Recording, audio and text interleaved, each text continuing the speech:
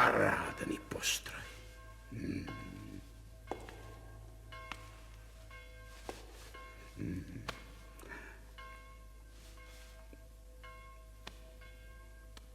Pekná rodina.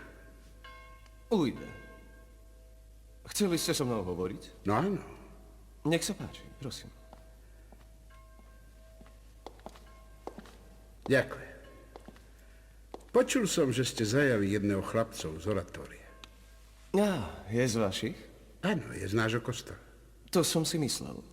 Ste naozaj skvelý vychovávateľ. Ozaj? Sadnite si. Budem to musieť oznámiť Svätému Otcovi. Odpuste mu, prosím, je to živé dieťa. Živé? Skoro ma zabil. Prišiel som vás poprosiť, aby ste ho ráčili prepustiť.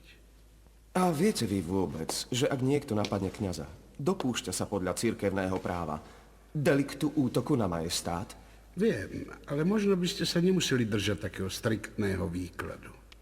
Bravo. Musím uznať, že kážete dobre. Musím to referovať Svätému Otcovi. Náš pápež, Pavol IV. Je známy ako muž veľmi prísnych mravov. Je zásadový.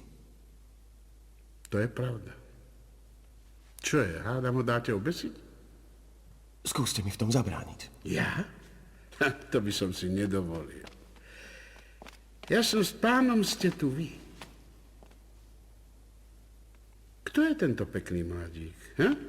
Ako sa voláš? To je Leo. Leo? Trochu skrátené meno. Presne, pochádza od Leona. Aha, takže Leon. Aj tak to asi nebude celé meno. Áno, v skutočnosti sa volá Leoneto, ale on už musí ísť. Leoneto. Určite si spomínate na časy Borgiovcov.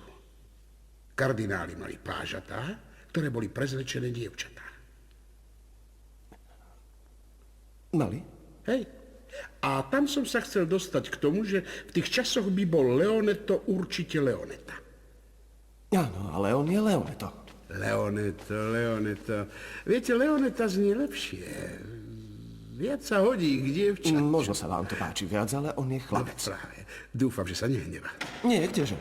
Nechaj ma, pusť ma! Vrátim ti to na! Jasnosť, prišla hliadka. Odovzdávim útočníka. Samozrejme. Pozor, excelencia. Pavol IV. Nemá zľutovanie s ľudskými slabosťami. Samozrejme, ani ja. Myslíte, že rozbiť hlavu je ľudská slabosť? Nie, ja nehovorím o jeho slabostiach, ale o vašich. O mojich? Aké ja mám slabosti? To neviem, nepoznám vás. Mali by sme sa opýtať jeho. No prečo jeho? Lebo vás lepšie pozná. Stále je po vašom boku. A ako vieme z histórie, pážatá vedia niekedy oveľa viac, ako to povedia nahlas. Naozaj? A niekedy to povedia nahlas. Leona, na čo čakáš? Hovor! Už som to povedala. Podľa predpisov by som mal osloviť svätého Otca. A čo mám teda povedať stráži? Máme dať väzňa? Čo by si dával? Budeš ticho!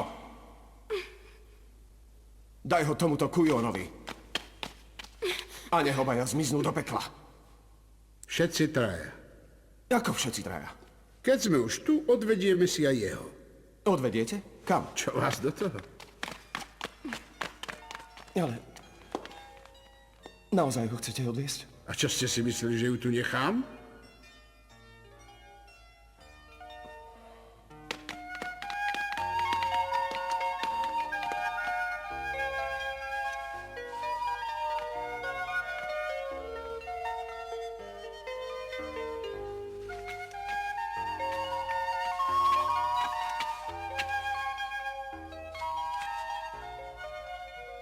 Nikdy ju nedám dole.